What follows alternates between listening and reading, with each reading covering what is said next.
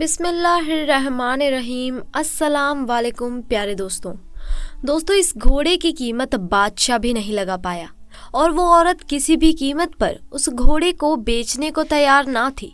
लेकिन आखिर ऐसा क्यों हुआ और वो घोड़ा उस औरत के लिए इतना खास क्यों था?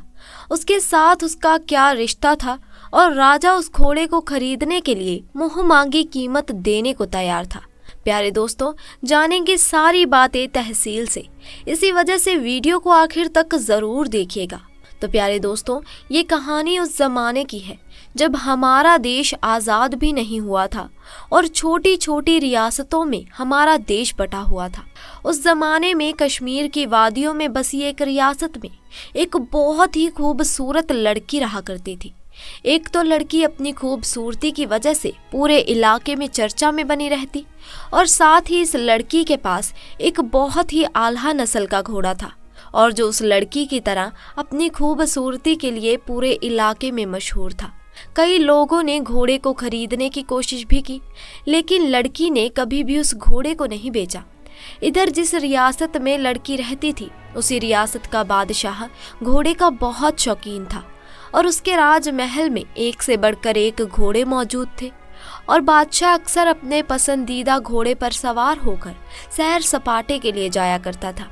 और उसके साथ ही इस बादशाह को शिकार का भी बहुत शौक था और इस काम के लिए वो अपने खेमे में मौजूद सबसे खूबसूरत और सबसे मजबूत घोड़े को लेकर जाता था।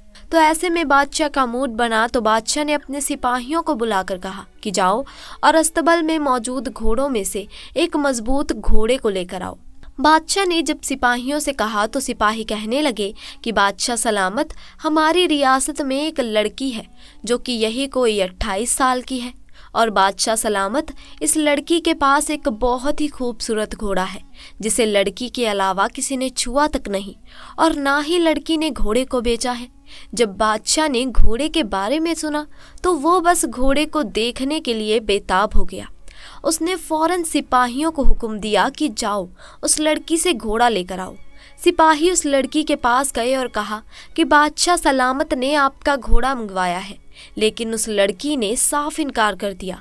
और जब ये खबर बादशाह के पास पहुंची तो बादशाह को बेहद गुस्सा आया कि हमें मना करने वाला आखिर ये कौन है। लेकिन दोस्तों, ये बादशाह बहुत अच्छा था। उसने अपने गुस्से को काबू किया और अपने सिपाहियों को हुक्म दिया कि उस लड़की को बाइज्जत उसके घोड़े के साथ में हमारे दरबार में लेकर आओ। जब सिपाहियों ने उस लड़की से जाकर कहा कि बादशाह ने आपको आपके घोड़े के साथ बुलवाया है, तो ऐसे में लड़की मान गई और लड़की दरबार में अपने घोड़े के साथ पहुंच गई। लेकिन लड़की ने ये बात पहले से ही ठान ली थी कि चाहे कुछ भी क्यों ना हो जाए, लेकिन मैं अपना घोड़ा किसी भी हालत में बादशाह को नहीं दूंगी। और बादशाह ने जैसे ही घोड़े को देखा तो वो उसका दीवाना हो गया और वो उसकी मुंह मांगी कीमत देने के लिए भी तैयार हो गया। लेकिन लड़की ने कहा कि अगर आप अपनी पूरी रियासत भी मुझे देंगे तो भी इस घोड़े की कीमत के मुकाबले नहीं हो सकती। मैं इस घोड़े को किसी भी कीमत पर बेचने के लिए तैयार नहीं हूँ। तो इस पर बादशाह ने पूछा कि आखिर इस घोड़े में ऐसा क्या है? तो लड़की ने कहा कि बस ये मेरा पसंदीदा घोड़ा है। लड़की ने कहा, हाँ, आप चाहें तो इस घोड़े की सवारी कर सकते हैं। बादशाह ने सोचा कि चलो एक बार ही सही घोड़े की सवारी ही कर लेता हूँ। तो फिर बादशाह ने जब उस घोड़े की सवारी की तो वो उसकी दौड़ और फुर्ती का दीवाना हो गया और वो लड़की को मुंह मांगी कीमत देने के लिए फिर से तैयार हो गया। लेकिन लड़की ने फिर भी इस बार मना कर दिया और उसका जवाब ना ही था। तो बादशाह ने कहा कि ठीक है, तुम्हारी मर्जी, मत बेचो। लेकिन बादशाह कहने लगा, अच्छा तो तुम शिकार के लिए आज अपना घोड़ा हमें दे सकती हो। तो लड़की सोच में पड़ गई। फिर उसने सोचा, चलो मैं घोड़ा ही दे देती हूँ। लेकिन लड़की ने कहा कि मेरी एक शर्त है, जब आप गांव में सही सलामत वापस आएंगे तो इस घोड़े को रियासत के शाही होने का हुक्म देंगे। लड़की की बात सुनकर बादशाह भी तैयार हो गया और अब वो उस घोड़े के ऊपर शिकार के लिए बिल्कुल तैयार था। बादशाह उस दिन बहुत ही ज्यादा खुश था। अगले दिन जब बादशाह जाने लगा तो बादशाह के पीछे कुछ सिपाही भी निकले। जब बादशाह शिकार की जगह पर पहुंचा तो उसने घोड़े को रोकने की कोशिश की, लेकिन पूरी कोशिश करने के बावजूद घोड़ा नहीं रुका और घोड़ा हवा से बातें करता हुआ और अपनी पूरी रफ्तार से आगे बढ़ रहा था। बादशाह के पीछे चल रहे सिपाही घबरा गए और सोच में पड़ गए कि आज से पहले तो बादशाह सलामत, इससे आगे तो कभी नहीं गए थे, तो आखिर अब इस इलाके में कहाँ जा रहे हैं। फिर वो बादशाह के पीछे चलते हैं। फिर थोड़ी देर चलने के बाद घोड़ा एक ऐसी जगह रुका जहाँ बहुत सारे फल और नदियाँ और बहुत खूबसूरत नज़ारा था, जिसे देखकर बादशाह का दिल खुश हो गया।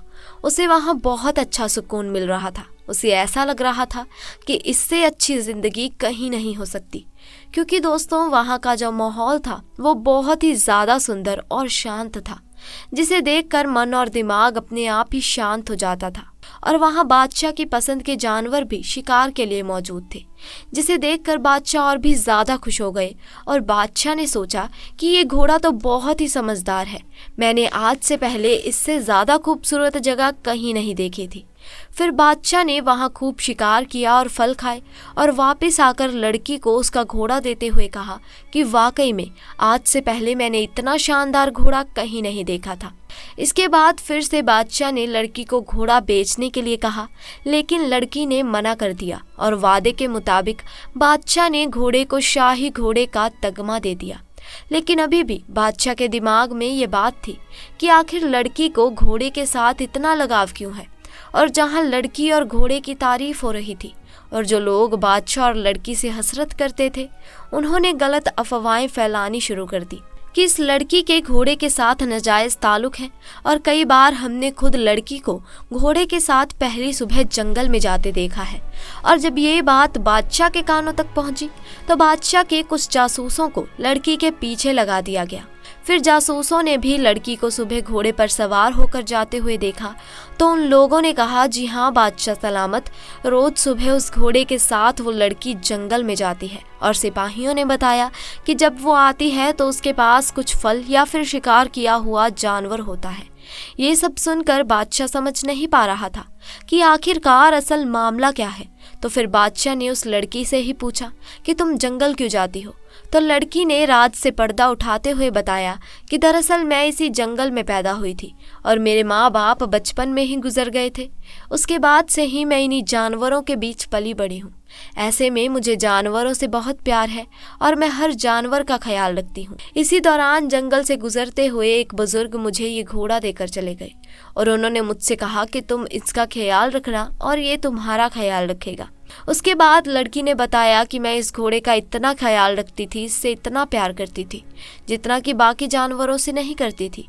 और जैसे जैसे घोड़ा बड़ा होता चला गया तो ये मेरा ख्याल रखने लगा और हमेशा की तरह ये मुझे ऐसी जगह लेकर जाने लगा जहाँ से मैं कभी गुजरी नहीं थी और वो जगह इससे पहले मैंने कभी नहीं देखी थी। और वहीं से मैं फलों की टोकरी या शिकार किया हुआ जानवर लेकर आती हूँ और उसको बेचकर अपना गुजारा करती हूँ।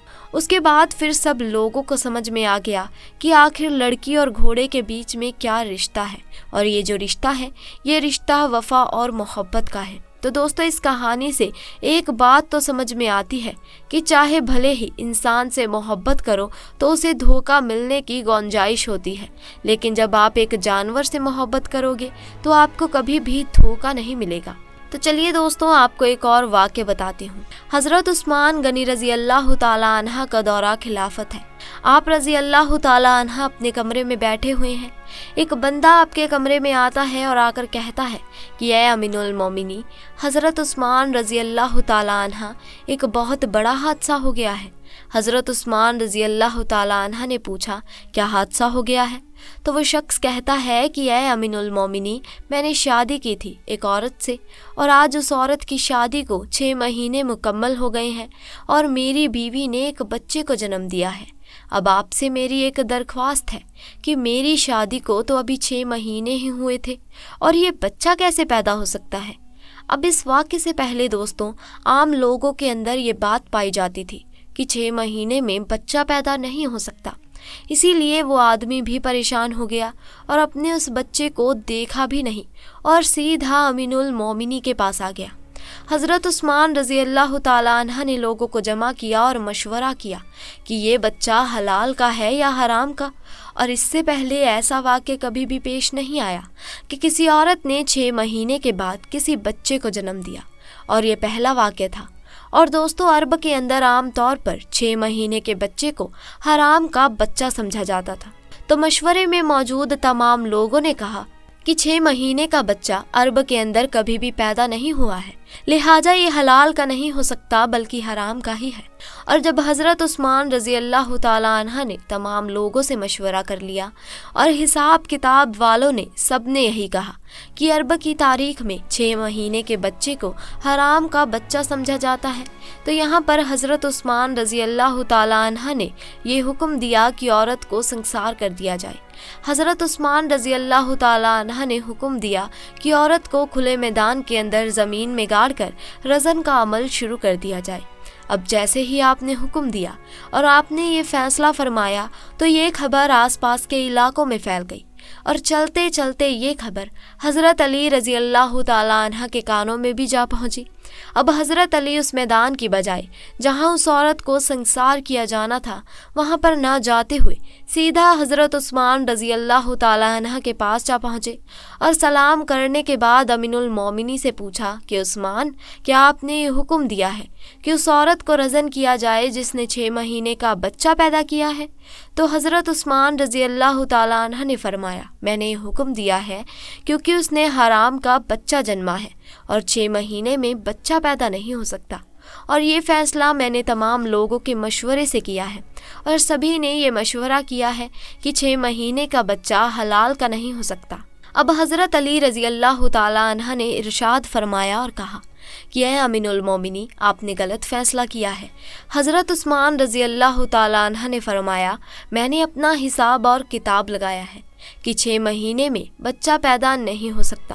تو یہاں پر حضرت علی نے فرمایا کہ عثمان، 6 مہینے کا بچہ تو قرآن سے ثابت ہے۔ اب حضرت عثمان رضی اللہ تعالیٰ عنہ یہ سن کر پریشان ہو گئے کہ قرآن سے کیسے ثابت ہے۔ پھر حضرت عثمان رضی اللہ تعالیٰ عنہ نے کہا کہ اچھا، یہ تو 2.5 سال بنتے ہیں، اب اس میں سے 6 مہینے کا بچہ کیسے نکلے گا؟